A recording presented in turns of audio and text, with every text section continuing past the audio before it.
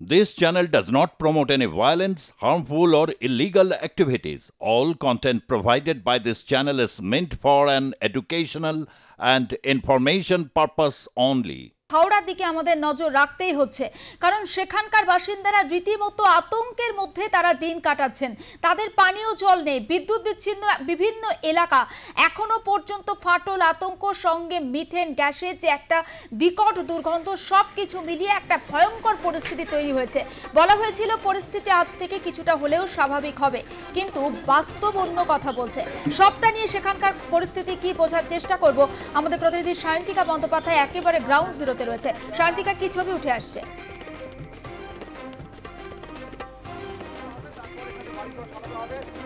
দেখো, এই মুহূর্তে কিন্তু এই এলাকায় একটা নতুন করে একটা উত্তেজনা সৃষ্টি হয়েছে। একে তো জল নেই গত কয়েকদিন ধরে, এর পাশাপাশি কিন্তু ডিজাস্টার ম্যানেজমেন্টের তরফ থেকে যে টিম আজকে এসেছে তাদের পক্ষ থেকে কিন্তু বলা হচ্ছে যে এই এলাকায় যারা রয়েছেন তাদের প্রত্যেকের যাদের যাদের বাড়ি ক্ষতিগ্রস্ত হয়েছে বা বাড়ি যাদের ভেঙে গিয়েছে তাদেরকে কিন্তু বলা হচ্ছে যে এই বিভিন্ন রকমের যে ডিটেলস রয়েছে সেই ব্যাংকিং ডিটেলস বা বিভিন্ন রকম ডিটেলস নিয়ে কিন্তু তাদেরকে বাড়ির সাথে থাকার কথা বলা হচ্ছে। এবং এর পাশাপাশি স্বাভাবিকভাবেই তারা কিন্তু কান্নায় ভেঙে পড়ছেন। এবং আমি একটুখানি কথা বলার চেষ্টা করি যারা টিম রয়েছেন তার।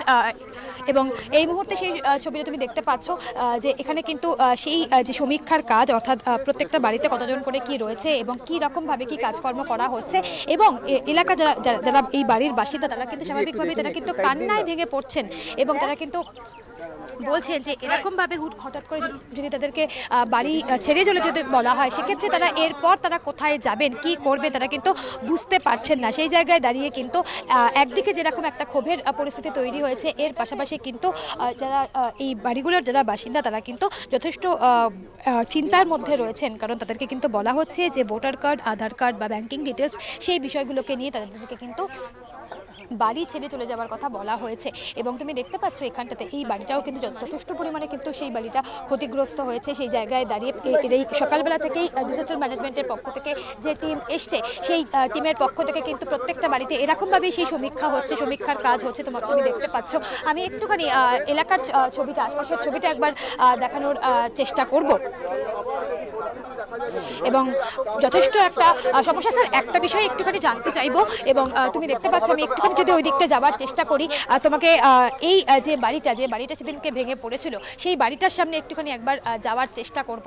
এই এলাকার মানুষজনের যে এই তীব্র গরমে ঠিক কতটা দুর্দশার মধ্যে তারা রয়েছেন সে কথা কিন্তু আলাদা করে বলার কোনো প্রয়োজনই পড়ছে না। কোনো রকমে একটা ত্রিপল খাটিয়ে এইভাবে চেয়ারের মধ্যে তারা কিন্তু রয়েছেন। এবং তাদের ঠিক কতটা দুর্দশা এই মুহূর্তে, এতগুলো দিন তাদের কিন্তু জল তো আসেনি দিদি, এখনো তো পর্যন্ত তো জল তো নেই। তাহলে জলের ব্যবস্থা কোথা থেকে কি হচ্ছে? ওই একটা দুটো গাড়ি দিচ্ছে, ওর থেকে এক বোতল দু বোতল করে আনছি, খাচ্ছি।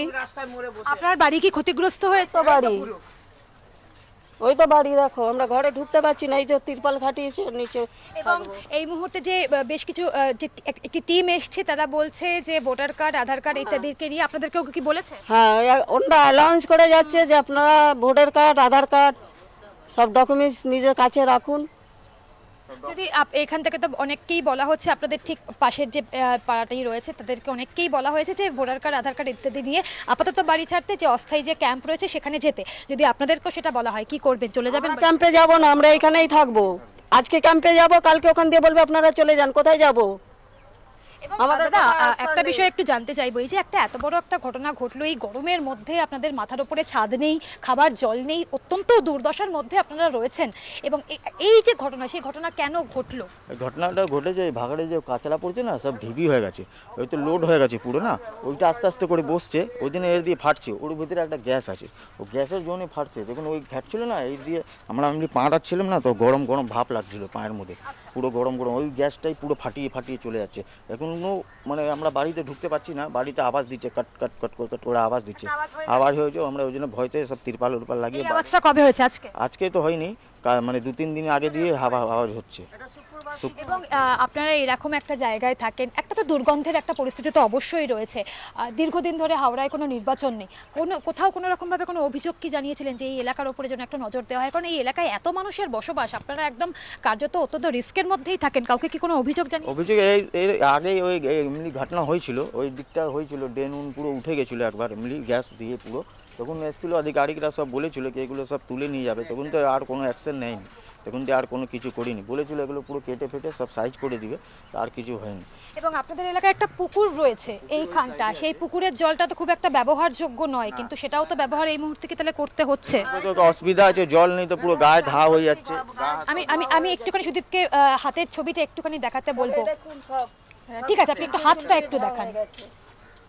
এই জল ব্যবহার করার পর থেকে হ্যাঁ, সব চুলকে চুলকে ঘাম ফুসুরি মতন বেরিয়ে ছিতরিয়ে যাচ্ছে ঘাম। এবং একদম একদম আমি আরেকটুখানি সামনের দিকে এগোনোর চেষ্টা করব। এই যে বাড়িটি ভেঙে গিয়েছিল এবং তুমি এখনো পর্যন্ত দেখতে পাচ্ছ জুলেখা যে ঠিক এই যে ল্যাম্প পোস্টটা রয়েছে, সেই ল্যাম্প পোস্ট বা ইলেকট্রিকের যে পোস্টগুলো যথেষ্ট কিন্তু একটা ভয়াবহ অবস্থায় রয়েছে। যে কোনো মুহূর্তে এই এলাকায় কিন্তু আরও বড় যে একটা ঘটনা ঘটবে না তার কিন্তু কোনো মানে নেই। এবং এটা একটা পরিস্থিতি, একটা ভয়াবহ পরিস্থিতি কিন্তু হয়েই রয়েছে। রাস্তায় বিভিন্ন জায়গায় যেখানে সেখানে কিন্তু ফাটল দেখা দিয়েছে এবং এই বাড়িগুলোর মানুষজনদের যে ঠিক কতটা দুর্দশা, প্রত্যেকটা বাড়িতে আমরা দেখতে পাচ্ছি মানুষজন কিন্তু ত্রিপলের মধ্যে কোনো রকমে দিন কাটাচ্ছেন এবং কি করবেন তারা কার্যত কেউ বুঝতে পারছেন না। আমি রাস্তার ছবিটা একবার দেখাতে বলবো। অত্যন্ত একটা বিপজ্জনক পরিস্থিতি, যে কোনো মুহূর্তে একটা আরও বড় বিপদ কিন্তু ঘটতে পারে। এবং তুমি দেখতে পাচ্ছ রাস্তার মধ্যে মধ্যে কিন্তু ফাটল। এবং আমি আরও একটুখানি সামনে যাওয়ার চেষ্টা করব, আমি সুদীপকেও বলবো সেই ছবিটা দেখানোর জন্য যে এই বাড়িটি সেদিনকে যখন মূল ঘটনা যখন ঘটেছিল, যে ওই গ্যাসের তীব্র যে চাপ, সেই চাপে যখন যে জলের যে পাইপলাইন, সেই জলের পাইপলাইন যখন ফেটে গিয়েছিল তখন কিন্তু এই বাড়িটাতে এই যে পাঁচিল, সেই পাঁচিল সহ বাড়ি কিন্তু সম্পূর্ণভাবে ভেঙে গিয়েছিল। আমি একটু আসার চেষ্টা করব এবং এই তুমি দেখতে পাচ্ছ অত্যন্ত ভয়াবহ একটা অবস্থায় কিন্তু, এবং যে কোনো মুহূর্তে এই বাড়িটি কার্যত এই মুহূর্তে একেবারে হেলে রয়েছে। যে কোনো মুহূর্তে এই বাড়িটিও যে ভেঙে পড়বে না, ধস নামবে না, তার কিন্তু কোনো মানে নেই। এবং আমি একটুখানি একবার দেখার চেষ্টা করব বাড়িটির ভেতরের যে অবস্থা, সেই ভেতরের যে ছবিটা আমি সুদীপকে বলবো, সুদীপ যদি একবার যেতে পারে। এবং ঘরটা কিন্তু কার্যত হেলে রয়েছে, যে কোনো মুহূর্তে কিন্তু এই ঘর থেকেও যে একটা ধস নামবে না তার কিন্তু কোনো মানে নেই। এবং এর পাশাপাশি এই বাড়িটিতে যারা থাকেন, কালকেও সেই ছবি আমরা দেখিয়েছি একদম সরাসরি, আজকেও আরও একবার তাদের সাথে একবার কথা বলার চেষ্টা করব। ইতিমধ্যে আরও বেশ খানিকটা সময় কিন্তু পার হয়ে গিয়েছে এবং জুলেখা এই মানুষগুলোর যে দুর্গতি, এই মানুষগুলোর যে দুর্গতি সেটা কিন্তু এখনো পর্যন্ত এতটুকুও বদলে যায়নি। এবং এই তীব্র গরম যখন 5টা মিনিট রোদের মধ্যে থাকতেই আমাদের কষ্ট হচ্ছে, তখন কিন্তু এই মানুষগুলো কোথায় যাবেন? গতকাল তারা কিন্তু কান্নায় ভেঙে পড়েছেন। একদম সায়ন্তিকা, যেহেতু তুমি ঘটনাস্থলে রয়েছো, সায়ন্তিকা একেবারে যেহেতু ঘটনাস্থলে রয়েছো, মানুষগুলো যে দুর্দশার মধ্যে তাদের দিন কাটাচ্ছেন ছবি তুমি দেখাচ্ছ, কিন্তু এখনো পর্যন্ত কোনো রকম কোনো সাহায্যের আশ্বাস কি তারা পেয়েছেন?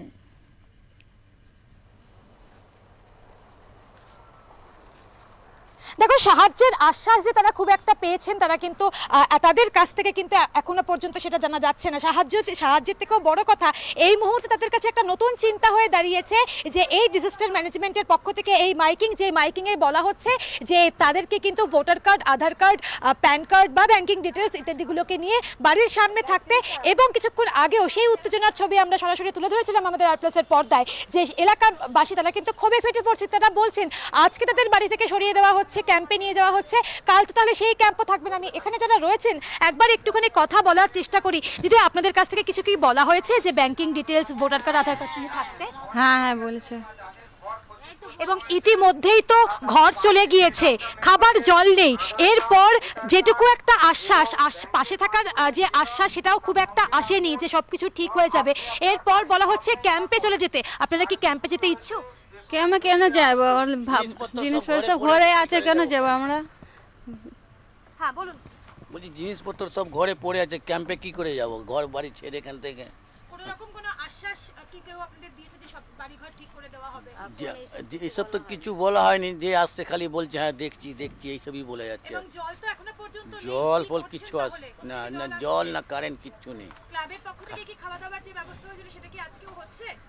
না, মনে হয় আজকে হচ্ছে না। আমি একটু আপনাকে অনুরোধ করবো, আপনি যদি একটুখানি সামনেটায় আসেন। অর্থাৎ গতকাল আমরা যেরকমটা জানতে পেরেছিলাম যে ক্লাবের পক্ষ থেকে, এলাকার যে ক্লাব রয়েছে সেই ক্লাবের পক্ষ থেকে খাওয়া দাওয়ার একটা ব্যবস্থা করা হয়েছে, আজকে সেটা কি এখনো পর্যন্ত হয়নি? আজ পর্যন্ত এখনো আমাদের কেউ এখনো বলে যায়নি যে হ্যাঁ কোনো খাওয়া দাওয়ার ব্যবস্থা হচ্ছে, ওইখানে এসে খেয়ে যাবে, এখনো কেউ বলে যায়নি।